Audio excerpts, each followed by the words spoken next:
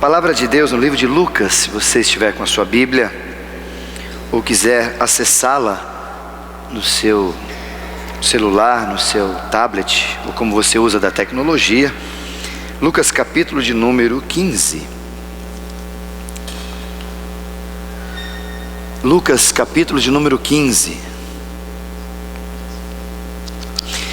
Eu preguei já, inclusive aqui na nossa comunidade, nesse texto algumas vezes. Segundo as minhas contas, já preguei 3 vezes nesse texto. Inclusive preguei num tema que alguns talvez se recordem, que era a mãe do filho pródigo, quando nós pregamos o Dia das Mães, né? A ausência do papel da mãe numa família, o que causa. Mas nessa manhã eu queria tratar um pouquinho com os irmãos, porque é o primeiro domingo do ano e creio que nós estamos atentos às redes de relacionamento, quer sejam Facebook, internet, no WhatsApp ou qualquer outra que nós temos na internet. Elas acabam que na sua maioria nos dando algumas dicas, né? Nos dando algumas orientações, trazendo para nós algumas sugestões para o ano, que seu ano seja cheio de paz, seja cheio de alegria, seja cheio de amor, que você seja isso, seja aquilo, e nós vamos ouvindo e tem bastante disso. E em cima desse texto eu queria lhe dar algumas sugestões, alguns conselhos bem simples, mas muito claros, de algumas coisas que vão lhe trazer alguma inconformidade talvez com a situação atual. Eu vou tentar lhe ajudar a explicar isso em cima desse texto, porque como eu gosto de alguns temas diferentes, se eu pudesse dar um tema para esse sermão da manhã, eu diria: deixando Deus ser Deus. Você que gosta de anotar, se você quer anotar um tema para esse sermão, seria esse: deixando Deus ser Deus. E nós vamos tentar achar nesse texto o que aconteceu nessa perspectiva. Vamos ao texto, capítulo 15, a partir do versículo de número 11. Capítulo 15, a partir do versículo de número 11. Vou ler a primeira parte, você conhece tranquilamente já esse texto. Ele é a parábola do filho pródigo, e eu quero ler apenas os inícios dessa parábola para você sintonizar o contexto. O texto diz assim: continuou certo homem, ele tinha 2 filhos. O mais moço deles chegou ao seu pai e lhe disse: pai, dá-me a parte dos bens que me cabe. E ele então lhes repartiu os haveres. E passados alguns dias, ou muitos dias, ou alguns anos, depende da sua tradução, o filho mais moço, aquele que pedira a sua parte, ajuntando tudo que era seu, partiu para uma terra distante, e lá dissipou todos os seus bens, vivendo dissolutamente. Você conhece o restante desse texto, você já sabe o que aconteceu. Já temos várias vezes nas minhas anotações, o pastor Áureo já pregou nesse texto, o Estênio já pregou quando esteve aqui nesse texto também. Então é um texto bem conhecido, onde muitos de nós já ouviu, ou no meu caso, já pregou em cima desse texto. Mas essa primeira parte, ela tem uma questão sociológica e contextual da época, que vale a pena a gente ressaltar, que tem a ver com o que nós vamos conversar um pouquinho nessa manhã. À vista de que o texto diz que um certo homem, um senhor, ele tinha 2 filhos, e ainda enquanto vivo, ele pegou um dos seus filhos, conversando com o seu pai, e disse: pai, eu preciso da parte que me tens, a parte que me cabe. Segundo a proposta de Deuteronômio, o filho mais velho tinha direito a 2 terços, e o filho mais novo 1/3, porque era comum, o primogênito tinha algo mais, a bênção dele era maior. Só que toda essa ação de repartir, ou de pedir os bens, ou de chegar para o pai: pai, eu preciso da minha parte da herança, isso é, segundo Deuteronômio, uma coisa muito afrontosa quando o ser humano, o pai, está vivo. Você só faz isso quando ele morre. É como você de repente chegar para o seu filho chegar para você, melhor, e dizer: pai, eu preciso que o senhor reparta esses bens que o senhor tem aí para mim, que eu vou embora. Você vai sentir-se chateado, não vai? Você vai dizer: poxa filho, mas papai nem morreu ainda, você quer a casa do pai, você quer dividir os bens do pai, você quer... como assim? Esse inventário nós fazemos quando o pai morre, ou quando no final, ali no testamento, deixa escrito: isso aqui é para você, isso aqui é para você, isso aqui é para você. Era uma afronta, e segundo Deuteronômio, era muito claro que talvez era passivo até de apedrejamento um filho que se comportasse dessa forma. Por isso esse era o contexto que Jesus traz essa parábola, de um filho mais moço, pai enquanto vivo lhe faz isso. Mas mais do que só essa questão sociológica, a questão do filho, quando ele pede para o pai, dizendo: pai, eu quero a minha parte, e depois de alguns meses ele sai e vai viver dissolutamente, também tem a ver com autoridade. Também tem a ver com o filho dizendo para o pai a seguinte situação: pai, eu quero experimentar por mim mesmo a autonomia, a autoridade, a tutela. Eu queria que o Senhor me desse essa liberdade. Eu não quero mais que o Senhor esteja sobre mim. Eu não quero mais ficar abaixo da sua tutela. Eu quero minhas responsabilidades, como talvez, eu agora tenho 18 anos e eu quero viver por mim mesmo. Eu quero experimentar a vida, eu quero mandar no meu nariz. Já ouviram alguém dizer isso? Agora eu sou maior de idade, então eu quero mandar em mim mesmo. Então eu quero experimentar esse estilo de vida. E quando esse texto, essa tratativa é colocada no início, está dizendo que o pai, ao repartir os bens, o filho está dizendo: o Senhor não tem mais responsabilidade sobre mim, de qualquer forma que seja, quer emocional, quer autoridade espiritual, ou qualquer outra que você quiser dizer, inclusive financeira. Dá todos os meus bens e eu vou embora, o Senhor fica aqui e ótimo. Tanto que se você for olhar o restante do texto, há um incômodo da parte daquele que caiu em si, o filho mais moço, que ele queria voltar não mais como filho, porque ele já perdeu toda a propriedade de filho. Agora ele queria voltar como escravo, como servo, como um dos trabalhadores do seu pai, porque ele tinha noção do que ele fez. Ele caiu em si e a ficha de fato caiu e ele percebeu o que ele tinha feito. Então, para a gente compreender, nada mais, nada menos, esse filho mais novo, ele chegou para o pai e disse tranquilamente para o pai: pai, eu não quero mais a tua tutela. Talvez você em consciência tranquila, no momento mais saudável, você teria capacidade de dizer para Deus: Senhor, eu não quero mais que o Senhor seja o meu Deus. Você teria essa capacidade? Você acha que você falou isso o ano de 2015? Senhor, desculpa, mas não curti, Alex, 2015, o Senhor como Deus na minha vida. Então esse ano 2016 eu queria que o Senhor não fosse mais meu Deus. Eu vou trocar, A gente vai, vamos, fazer uns testes por aí. Eu vou pegar a minha parte, as bênçãos e as promessas que me cabem e vou por aí. Não precisa mais ser meu Deus. Eu não sei, eu queria experimentar alguma coisa lá fora que é interessante. Eu queria sair um pouco desse contexto da sua tutela, porque aqui no sítio, ou aqui na igreja, porque aqui nessa estrutura de fazenda, de trabalhar, ou aqui nesse lugar onde eu tenho que cumprir algumas obrigações, ou algumas responsabilidades religiosas, eu não me encaixo, eu queria alguma coisa diferente, Senhor. Então, por favor, Deus, é a minha oração, não seja mais Deus sobre mim. Você já ouviu alguém fazer isso? Você acha que esse rapaz, o mais moço, quando falou isso para o pai, ele tinha tudo isso em mente?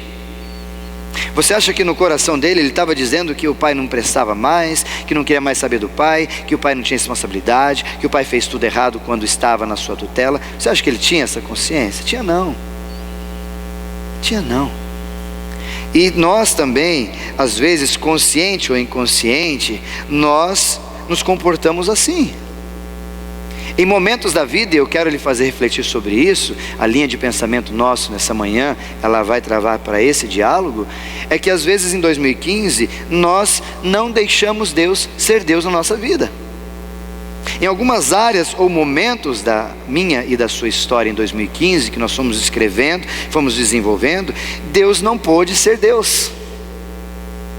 Deus se tornou como pai, onde o filho dessa parábola chegou e disse: eu não quero mais a tua tutela, eu quero assumir o controle da minha vida, porque tenho a responsabilidade, a maturidade que acho que tenho, pela idade ou pelo comportamento ou por a tentação externa, e eu quero assumir o controle.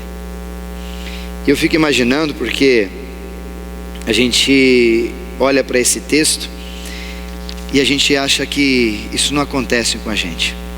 E eu vou lhe ajudar a entender de forma muito simples. E a primeira é: quando nós deixamos Deus não ser Deus mais sobre a minha vida? E a primeira é quando nós deixamos de perdoar para nos vingar. Vou repetir: quando nós deixamos de perdoar para nos vingar. Eu fiquei muito triste esse mês de dezembro, apesar do Natal, porque primeiro eu recebi um vídeo no WhatsApp, e o vídeo que eu recebi, eu não sei como aparecem esses vídeos em algumas redes, em alguns grupos que a gente faz parte, de futebol, é grupo de amigos da academia, é grupo de amigos de moto e tal. Então aparecem os vídeos, e esse vídeo era de uma mãe sufocando uma criança de 3 anos de idade, para forçar, e mandou para o pai, para forçar o pai a voltar ao relacionamento com ela. Alguém viu esse vídeo? Essa menina, ela é de Curitiba, essa menina tem 21 anos, e o vídeo, ela fez 2 vídeos com essa criança, sufocando, apertando a criança ali. Tudo isso ela fez, mandou para o pai, ó, se você não voltar comigo, nosso filho vai ter sérios problemas. Mamãe, não foi madrasta, não foi a cuidadora, não foi um ser oculto, foi a mãe dessa criança. Um outro vídeo que eu não vi, eu ouvi falar, depois eu procurei e o vi, é de um pai que bate também num filho agora, não filha, filho de 3 anos, aqui na Grande São Paulo, na região de Franco da Rocha ali.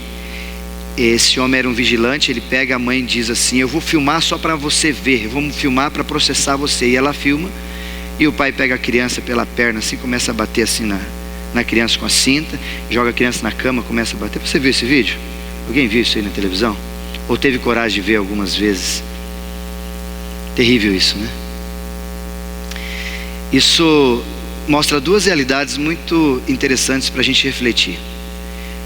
Primeiro, a gente diz: isso é um monstro. Sinto muito dizer, mas isso também é ser humano. O pai é ser humano, vigilante, trabalhador, talvez igual a mim, igual a você, trabalhador. Agora, às vezes, mas eu não sou monstro, eu não bato no meu filho. Não estou dizendo que você bate, eu estou dizendo que ele também está na mesma classe que eu e você, trabalhador, vigilante e também ser humano. E nos mostra uma segunda realidade, ao ponto que um ser humano, consciente ou não, pode chegar. Porque a gente fala assim: ah não, isso não existe, não pode acontecer. Alguma coisa tirou esse homem do sério, tirou essa menina do sério. No caso dela, talvez foi a paixão, foi a loucura de perder um relacionamento, alguém que ela tanto amava, e no desespero de querer aquele homem de volta, foi capaz de bater até no seu próprio filho. No outro lado, esse homem perdeu o controle, ele estava bravo, ou perdeu o emprego, não sei o que aconteceu, e ele agredindo a sua própria filha naquela situação. Eu fico olhando isso, o que mais me deixa triste não é só ver essa realidade, é talvez olhar para dentro de nós. Eu não sei se você teve esse sentimento, mas eu, quinta-feira, dia 31, eu fui trocar o pneu do carro, né, Mário? Consegui trocar, e eu cheguei aqui embaixo, perto da rodoviária, para trocar o pneu numa loja ali. E chegando ali, eu conversando com o rapaz, o atendente, o gerente ali, conversando, e ele me falou desse vídeo do vigilante. E eu tinha ouvido falar, mas não vi. Depois que ele me falou, eu vim na internet dar uma olhada, e fiquei embasbacado, fiquei abismado. Só que o sentimento que o Natan, que é esse rapaz, estava tomado, ele disse para mim com todas as palavras e com feição: cara, se eu pudesse, conhecesse esse homem, eu pegava ele pelas pernas, levantava e fazia a mesma coisa com ele. Seja bem honesto, você talvez que viu esse vídeo, ou que está ouvindo essa história agora, que sentimento passou no teu coração? Fazer a mesma coisa que ele fez com essa criança. E talvez você possa até dizer, na questão de ser justo ou legítimo: ah, mas isso não pode, ele fez isso com uma criança indefesa, ele tem que sofrer as consequências, ele não pode fazer isso. Ah, ele vai ver só quando ele chegar na cadeia, vão bater nele. Ah, se eu tivesse ele perto de mim, eu faria isso. Ah, se eu tivesse... É o sentimento que corroeu o coração do Natan, é o sentimento que corrói os nossos corações quando nós vemos essas situações. Aí uma pessoa essa semana, depois do ano novo, conversei um pouquinho com esse vídeo para ouvir algumas opiniões. Uma pessoa ainda disse para mim assim: Isaías, é porque você ainda não tem filho. Por isso talvez você não chegaria e arrebentaria ele, não dava um tiro na cabeça desse homem. Aí caiu a ficha, e é o que eu quero te chamar a atenção sobre a vingança. Sabe o que é vingança? Vingança nada mais é do que a transformação da vítima na imagem e semelhança do seu algoz. O que é isso? Vou tentar lhe ajudar a explicar.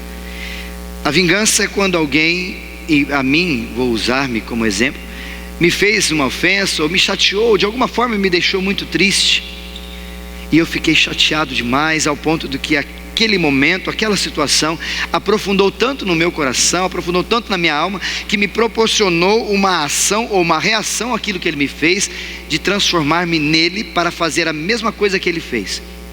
Por exemplo, se aquele rapaz, se eu pegasse aquele vigilante que espancou aquela criança, e eu pegasse, ele tivesse capacidade física de levantar ele pelas pernas, fazer a mesma coisa e bater nele, o vídeo vai ser igualzinho. A única coisa é que mudou a idade dos indivíduos, mas a mesma ação, o mesmo conteúdo de alguém agredir o outro se tornou real. Talvez a legitimidade dos motivos, da indefesa de uma criança, de um pai, muda, mas eu me tornei igual ao meu algoz, porque ele um dia me agrediu e agora eu vou agredi-lo. Então, ao invés de eu me tornar diferente, ou a vítima tornar-se vítima e ficar quanto vítima, eu fui tão profundamente tomado por esse sentimento, que eu reagi com vingança e o agredi. O que eu me tornei? Talvez igual ou mais, pior do que ele, porque ele talvez foi motivado por algumas circunstâncias que eu não sabia, mas eu consciente sabia da ação que eu ia ter com ele. Isso chama-se vingança, e esse é o sentimento que nós temos muito hoje. Quando alguém faz mal para nós, quando alguém nos agride, ou quando alguém fala alguma coisa contra a gente, o primeiro sentimento que nós temos não é mais perdão, você vai ver, a sua hora vai chegar, você vai ver o que vai acontecer, você vai ver, a gente vai ver esse negócio de novo, você vai ver o que vai acontecer com você. Eu, na semana do Natal, passei com meus pais em Londrina, e eu conversando com um grupo ali da família, e uma criança de 6 anos soltou uma palavra assim, né? Brincando assim, 2 crianças e tal, e aí eu não sei o que o pai fez com ela, alguma coisa assim. Aí a criança: você vai ver, pai, você vai ver o que eu vou fazer com o senhor. 6 anos, 6 anos, com uma atitude tão clara e tão reagida assim na hora. Ela não sabe, papai, eu te perdoo, ou qualquer outro sentimento, mas a primeira coisa que salta ao coração, aos lábios de uma criança, no meio do público, é: você vai ver o que eu vou fazer com você. É a nossa geração, é o que nós estamos vendo. Talvez você possa até dizer para mim: Isaías, mas o que tem a ver com isso? Deus não ser Deus. Tem a ver com isso. Eu queria que você abrisse sua Bíblia lá no livro de Romanos, capítulo de número 12. Abra lá, eu quero te mostrar o que tem a ver com a palavra, esse texto. Romanos, capítulo de número 12. O que tem a ver Deus não ser Deus nessa hora? No livro de Romanos, capítulo 12, a partir do versículo 9, nós temos uma perícope aqui, sugerindo que nós tenhamos algumas virtudes, a recomendação de virtudes. E ele começa a aludir, fazer uma lista, a partir do versículo de número 9, mas em especial o versículo 15. O 9 ele começa dizendo: amor seja sem hipocrisia, detestai o mal, apegando-se ao bem. E ele começa a tratar sobre isso. No versículo 15 ele fala um pouquinho do que alegrar com os que se alegram, chorar com os que choram, uma virtude. Depois, no versículo 16, tende o mesmo sentimento uns para com os outros. 17, não tornais ninguém mal por mal, mas esforça-te para fazer o bem perante todos os homens. No 18, ele diz: se possível, quando depender de vós, tende paz com todos os seres humanos.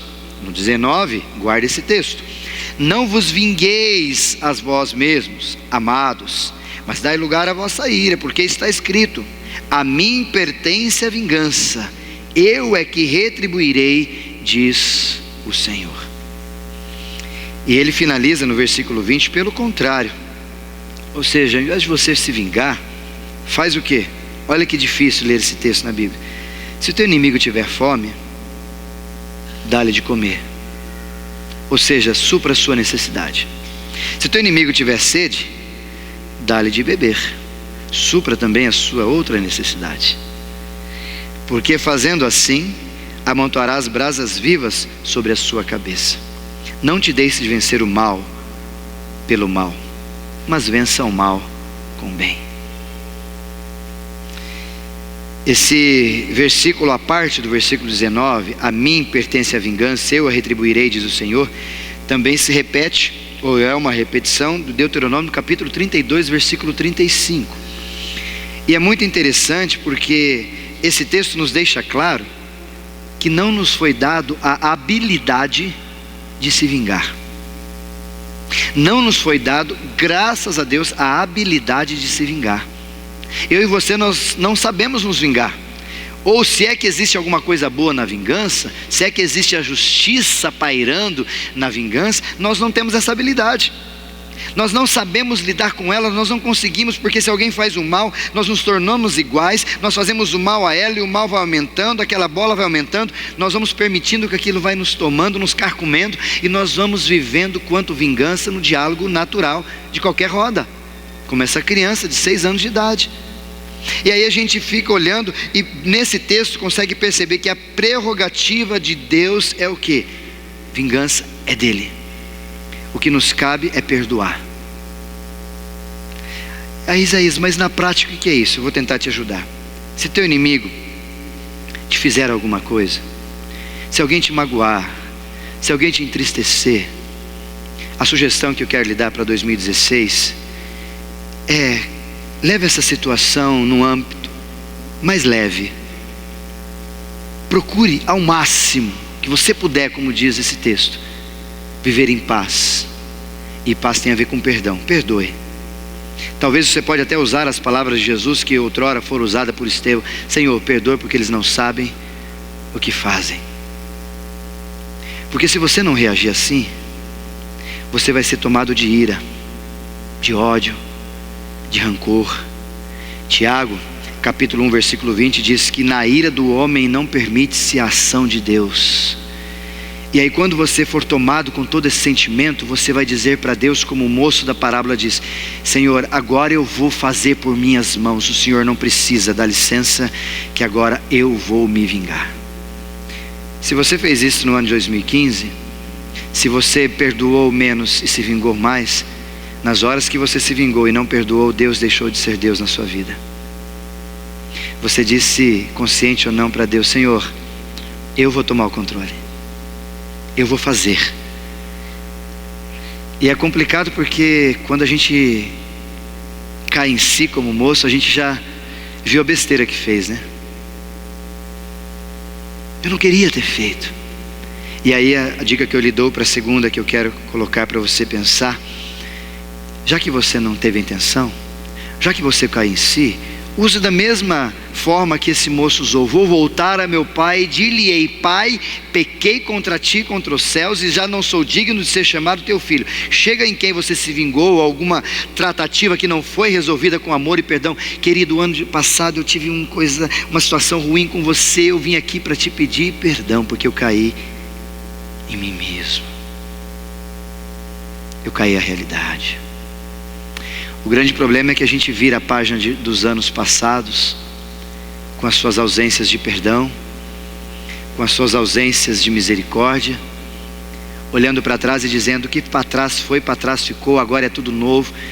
E nós vamos machucando pessoas, e esquecemos do texto da palavra que nos ajuda a entender: quem confessar os pecados uns aos outros serão curados. E a gente não é curado da ira, da angústia, do rancor, da raiva, porque a gente não conversa, a gente não trata, a gente prefere se vingar a perdoar. Mas mesmo assim, o livro de Salmo, capítulo 37, que nós lemos, versículos 5, 6 e 7, ele vai dizendo: entregue o teu caminho ao Senhor, confia nele, e o mais ele vai fazer. Ou seja, deixa Deus ser Deus. E aí no versículo 6 ele diz: e Deus fará sobressair a justiça, a sua justiça, aquilo que você precisa, aquilo que você acha que era justo, mas não era. Deixa Deus, porque Deus sabe o que é justo e o que não é justo. Deixa Ele, mas para Ele fazer sobressair a justiça como o sol do meio-dia, ou seja, como algo mais claro, mais evidente do que você poderia imaginar, primeiro entregue o teu caminho ao Senhor, confia nele, deixa Deus ser Deus.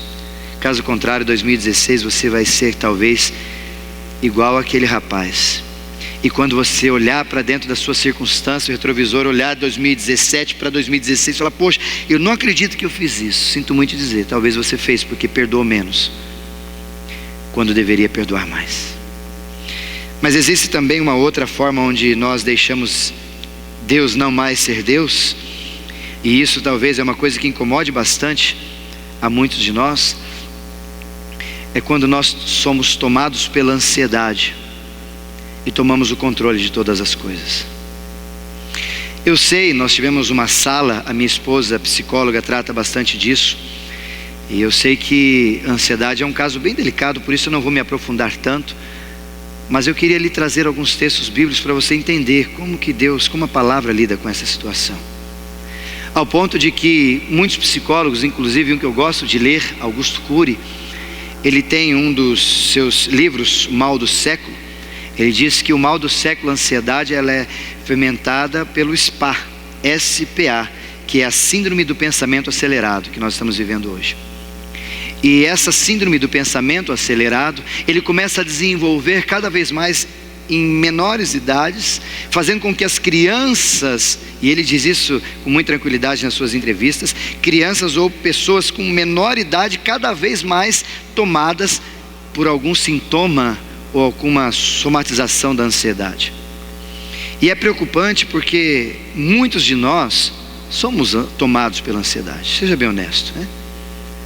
E porque muitos são, nós no Brasil somos o quarto país, segundo a OMS, maior população de ansiedade do mundo.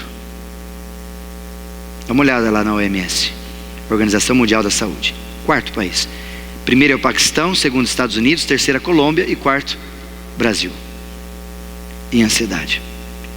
E o grande problema, e eu tive esses dias, foi em novembro, conversando com uma pessoa, e eu particularmente gosto de lidar com a ansiedade de forma muito tranquila. A minha esposa disse que eu não sou muito ansioso, ou não sei o termo que ela usa, tal. Sou uma pessoa bem tranquila. Se você disser para mim: Zé, preciso falar com você, eu falo: beleza.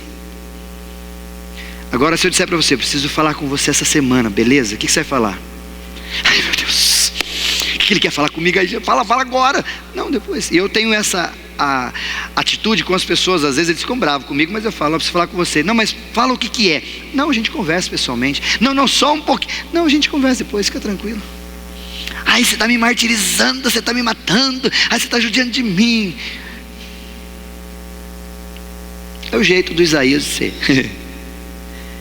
Mas nessa roda de diálogos que nós estamos vivendo, uma pessoa disse assim, quando ela falou, a gente conversando sobre ansiedade, aí eu comentei que se alguém fizer, não me preocupo não, e tal, não tem muito não.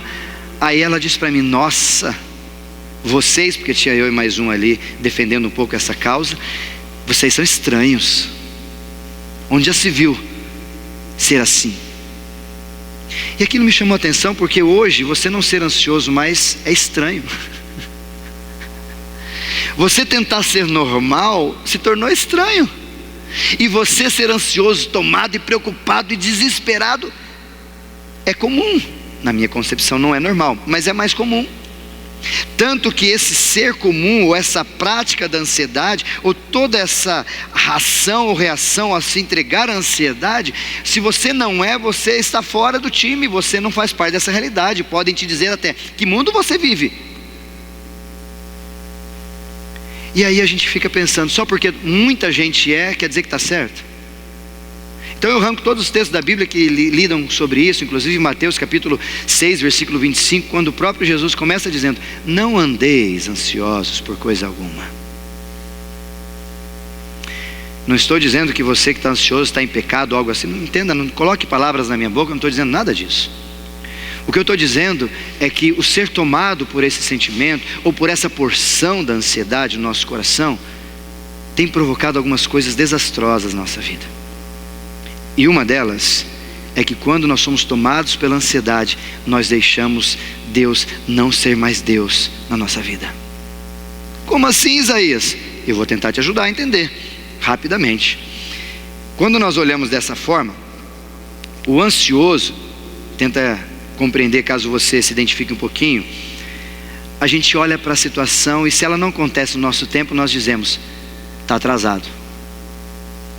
O relógio do ansioso é só dele, ele não tem ponto de acordo com o relógio de Deus. O cronos do ansioso não é igual ao de Deus. Para o ansioso, o relógio, ou o tempo, ou a ação, quer seja de Deus ou de alguém, fora do controle da projeção e planejamento do indivíduo, está sempre atrasado. O ansioso, em sua tomada completa, ele deseja que as coisas aconteçam no tempo dele, da forma dele. E isso é um problema porque a ansiedade nos leva ao centro do universo. E não sei se você já brincou de um brinquedo que tem nos parques de exposição, as coisas assim, que era aqueles, acho que era samba o nome, que era uma roda onde você ficava sentado nos cantos e ele ficava girando assim, inteirinho e mexendo assim. Já viram isso? É antigo, né? Muito velho, não sei se aqui tinha, mas lá no Paraná eu sempre gostava de ir. E a pessoa que ficava no canto, ela ia se mexendo, ela ia rodando, todo mundo rodando junto, e aquela coisa girando. Isso é costume, isso é normal, o mundo girando a gente ali. Só que o ansioso, ele sai da lateral e ele vai para o centro do círculo. E aí ele fica observando todas as coisas. E todas as coisas precisam girar em torno dele. Todas as coisas precisam ser ajustadas ao que ele pensa. E isso nós não temos condição de estar e nem de ser no centro do universo. Porque eu sinto muito dizer, mas as coisas não giram do jeito que você quer, do jeito que você gosta. O mundo não gira a seu favor. O sol não brilha porque você quer. As coisas não funcionam porque estão no seu controle. Você não tem controle sobre absolutamente nada. Nem da sua vida, que você acha que tem, você não tem. E eu sinto em dizer isso, talvez para alguns pode ser um pouco pesado essa palavra, mas eu sinto dizer porque quando a gente olha para essa situação do ansioso tomado pela ansiedade, primeiro ele desconsidera a fé em Deus. Por quê? Porque se de repente você vai fazer alguma coisa e Deus falou para você, fica tranquilo que eu estou com você, e você fala, não, eu estou com medo porque eu não consigo, ou não dá, eu sou tomado, talvez Deus possa dizer, igual na relação do mesmo texto de Mateus 6, do versículo 25 até o 34, ele diz no meio, por que vocês estão apavorados assim, homens de pequena fé? E ele ainda diz mais, os outros que não me conhecem fazem essas coisas, são desesperados, são preocupados. Agora vocês que me conhecem, sabem que eu sou o provedor, que eu sou o Deus de vocês, por que vocês não confiam em mim? Homens de pequena fé. Por isso a ansiedade, ela infelizmente desconsidera a fé. E ao desconsiderar a fé, ao colocar nessa situação, Deus, na pessoa de Jesus, já diz aos seus quando estava ouvindo no Sermão do Monte, queridos, aumente a fé de vocês que vocês vão ser menos ansiosos. É essa. E ele vai mais além, a gente esquece do texto de Eclesiastes capítulo 3, quando ele diz, há um tempo determinado para todas as coisas. Talvez o ansioso tão desesperado, ele diga, eu queria que o Senhor me passasse a lista do tempo determinado de hoje. Aí Deus diz, há um tempo determinado, há tempo para comer, para beber, há tempo para chorar, há tempo para rir, há tempo tudo certinho, tudo certinho. E às vezes nós queremos que o tempo certinho seja do meu jeito. E o problema é que quando as coisas não saem do jeito que a gente quer, a gente fica bravo, né? Ao mesmo tempo que somos tomados pela ansiedade, nós ficamos desesperados, ficamos enraivados, ficamos irados, e aí de adorador passamos a ser murmurador. E como não podemos descontar em Deus, porque Deus é um ser maior, nós descontamos em parar de vir à igreja, descontamos em parar de ler, descontamos em parar de se relacionar com Ele, de alguma forma para acertá-lo na perspectiva de que, o Senhor não é tão Deus assim como eu gostaria, porque o Senhor não está de acordo com as minhas situações. E infelizmente nós esquecemos da sugestão da palavra, e aqui eu quero partir para as conclusões. 1 Pedro capítulo 5, versículo 7. Lançai sobre ele todas as vossas ansiedades. Por quê? Porque ele tem cuidado de vós. A sugestão de Deus para mim e para você nesse ano de 2016, para deixar Deus ser Deus, é pegue a porção de ansiedade que eu e você temos, ao invés de ser tomado por ela, sugado por ela, lança para Jesus. Não só lança para Jesus, como também entenda o livro de Romanos capítulo 8, versículo 28. Todas as coisas cooperam para o bem daqueles que amam a Deus. Esse texto é muito difícil de ser compreendido por um cara ansioso, você não tem noção. Muito, aquele que é tomado pela ansiedade. E eu sinto que eu vivo isso no dia a dia, e eu sempre falo esse texto, menciono para as pessoas, Romanos 8, 28, irmãozinho. Coopera, calma. Como pode cooperar uma coisa dessa comigo? Deus está no controle. E infelizmente a gente se esquece. Ou talvez a sugestão bíblica também é em Mateus 6,33. Busque em primeiro lugar o reino de Deus.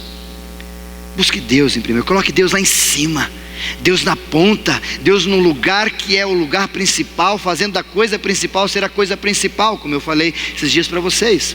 Deixe Ele lá em cima, e todas as outras necessidades suas serão acudidas, porque Deus está no controle, não você mais está no controle. Ou talvez o Salmo 127, versículo 2, e é a sugestão que eu lhe dou. Fez tudo o que tinha que fazer? Vai dormir, relaxa. O Senhor abençoa os seus amados enquanto eles fazem o quê? Dormem. Deus está querendo dizer, querido, tem coisas que, meu controle, fica tranquilo, relaxa. Deixa eu ser Deus. Deixa eu ser Deus.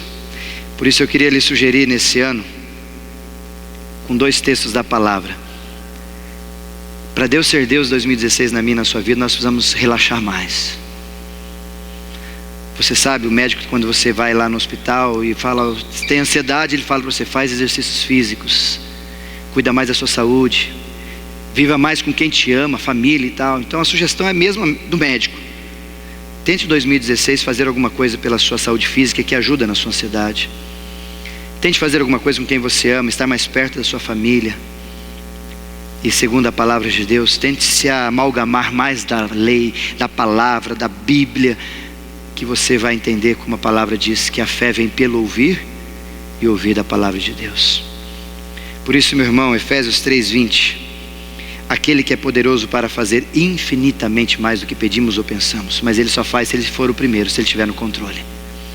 Ou talvez Jeremias 29:11, porque eu bem sei que pensamentos têm a vosso respeito, diz o Senhor, pensamento de paz e não de mal, para lhes dar o fim que desejais.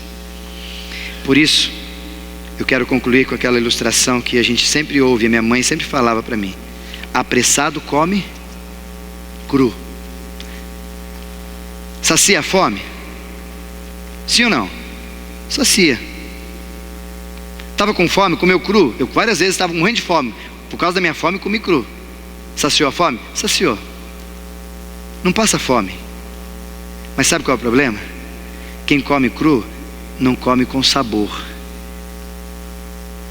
O apressado na vida, ele vive, mas ele perde o sabor que a vida tem para a gente viver. Ele não entende aquilo que Jesus diz: eu vim para que tenham vida, e vida que vale a pena ser vivida. Por isso, meu querido, deixe Deus ser Deus na sua vida em 2016, nessas 2 áreas. Perdoe mais, se vingue menos. Deixe o controle para Deus e trate do potencial que talvez a ansiedade tenha na sua vida. Deixe Deus estar no controle das coisas, e você vai ver que 2016 pode ser muito melhor, e vai ser para a glória do Senhor na nossa vida e na nossa família, em nome de Jesus. Amém? Amém. Deus te abençoe.